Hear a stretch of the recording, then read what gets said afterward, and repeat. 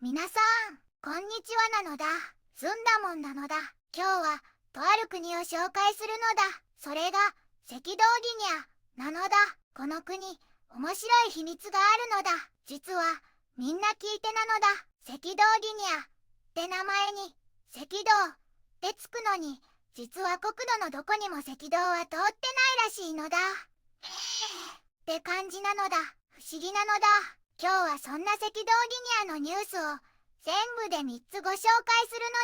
のだ。中でも特に注目なのが最初のニュースなのだ。ファーストレディ8月20日の誕生日記念に国内女性へ資金提供という記事なのだ。赤道ギニアの第一夫人コンスタンシア・マンブエオビアンさんが自分の誕生日のお祝いに国の女性たちに資金を提供したって話なのだ。この資金は女性たちが地域でお祝いをしたりする活動を応援するために大臣さんに渡されたのだって。しかも第一夫人はアフリカ大陸の農村女性を支援する大きな組織 RAFER の名誉会長でもあるのだ。女性たちの自立を助けるとっても素敵な活動なのだ。感謝のミサやレセプションも平和な雰囲気でって指示が出されたらしいのだ。素晴らしいのだ。この動画が良いなって思ったら高評価とチャンネル登録もよろしくなのだ。それでは早速赤道ギニアの最新情報一緒に見ていくのだ。赤道ギニアって聞いたことあるかな。アフリカ大陸の中央西海岸ギニア湾に面した国なのだ。本土といくつかの島から成り立っていて、首都はビオコ島にあるマラボなのだ。かつてはスペインの植民地だった歴史を持つんだ。人口は約150万人くらいで、アフリカでは比較的小さな国だけど、実は石油や天然ガスが豊富に取れるから、経済的にはアフリカ有数の富裕国なんだ。これが主要産業で、輸出の大部分を占めているのだ。木材やココアも重要な産業なんだよ。政治は独立以来長期にわたる政権が続いているのが特徴的なのだ。民族は藩族が中心で多様な文化が息づいているのだ。近年はインフラ整備が進む一方で富の分配や人権に関する国際社会からの関心も集まっているのだ。石油で発展した個性豊かなアフリカの国、それが赤道ギニアなのだ。一つ目のニュースなのだ。ファーストレディ8月20日の誕生日記念に国内女性へ資金提供という記事なのだ。ギニア、エクアトリアルの第一夫人、コンスタンシア・マンブエオビアンが自身の誕生日である8月20日の祝賀活動のために国内の女性たちへ資金を提供したのだ。この資金は女性たちの居住地域での祝賀行事を支援するために社会問題、男女平等相大臣に渡されたのだ。第一夫人はアフリカ農村女性連盟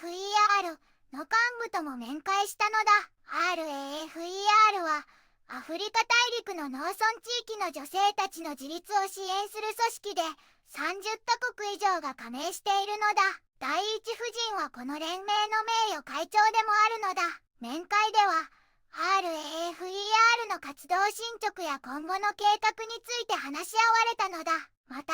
第一夫人の誕生日祝賀は感謝のミサやレセプションなどが行われ、平和な雰囲気で実施されるべきだと指示が出されたのだ。提供された資金はこれらの活動を円滑に進めるために使われるのだ。二つ目のニュースなのだ。ガボン航空アフリジェット、ドゥアラ、ヨハネスブルグ直行便を週2便で開設という記事なのだ。ガボン航空会社のアフリジェットが2025年8月12日にカメルーンのドゥアラから南アフリカのヨハネスブルグへ向かう直行便を新しく始めたのだ。このルートはナイジェリアのポートハーコートを経由するのだ。週に2便、火曜と金曜にドゥアラを出発して、水曜と日曜にヨハネスブルグから戻る予定で、新しいエアバス A320 型機を使うのだ。これは中央アフリカと南部アフリカのつながりを強くするとっても大事な戦略的な一歩なのだ。最初は機材調達や南アフリカの許可待ちで2回延期されたけど、無事に開設できたのだ。この路線は、地域間のビジネスや旅行の需要が高まっていることへの直接的な答えなのだ。この直行便のおかげで、旅行者にとっては南部アフリカへ行くのがもっとシンプルで効率的になるのだ。エチオピア航空やケニア航空みたいな大きな会社がいる市場にアフリジェットが加わることで、競争が激しくなって、お客さんにとって運賃がお得になったり、サービスが良くなったりするかもしれないのだ。アフリジェットは2024年の初めから9ヶ月間で、去年の同じ時期より 12% も多い150万人のお客さんを運んだ実績があるのだ。最近も新しい飛行機を増やして全部で9機になったのだ。この新しい路線はアフリカの経済圏を結ぶ重要な役目を果たす会社の戦略にとってとても大切な追加になるのだ。3つ目のニュースなのだ。アフリカイニシアティブマラボの歌手ダンサーと2025年国際青年デーを記念という記事なのだ。イニシアティブアフリカなアフリカイニシアティブというロシアの団体さんが2025年8月12日にマラボのエクアトギニア文化センターで国際ユースデーを記念する楽しいイベントを開いたのだ。たくさんの若い歌手さんやダンサーさんたちが集まって素晴らしいパフォーマンスを披露してくれたのだ。会場は拍手や笑顔でいっぱいになってとっても盛り上が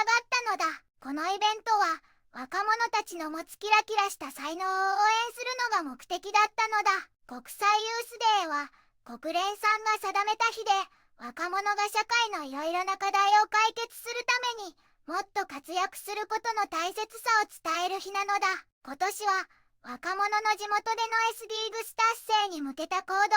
がテーマでみんなで力を合わせて持続可能な開発目標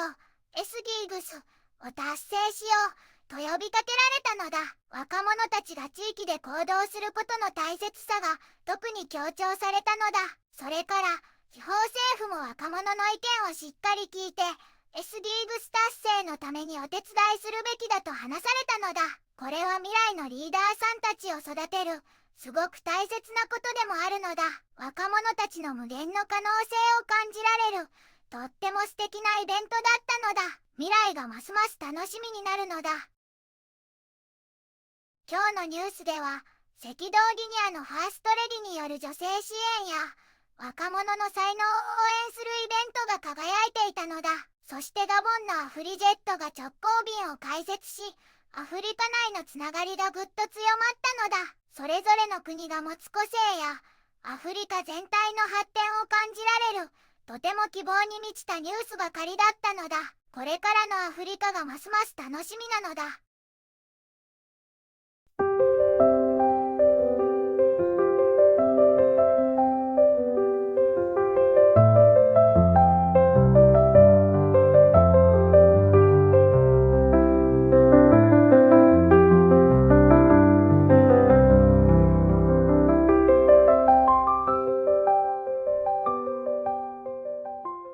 こんにちはなのだ。この番組では世界のあまり知られていない国や地域からちょっと不思議でちょっと感動するニュースをお届けするのだ。日本ではあまり話題にならないけど世界には僕たちが知らないままの出来事や優しさや驚きに満ちた物語がたくさんあるのだよ。テレビでもネットでもあまり見かけないけれど本当はもっと伝えられるべき小さな世界の声、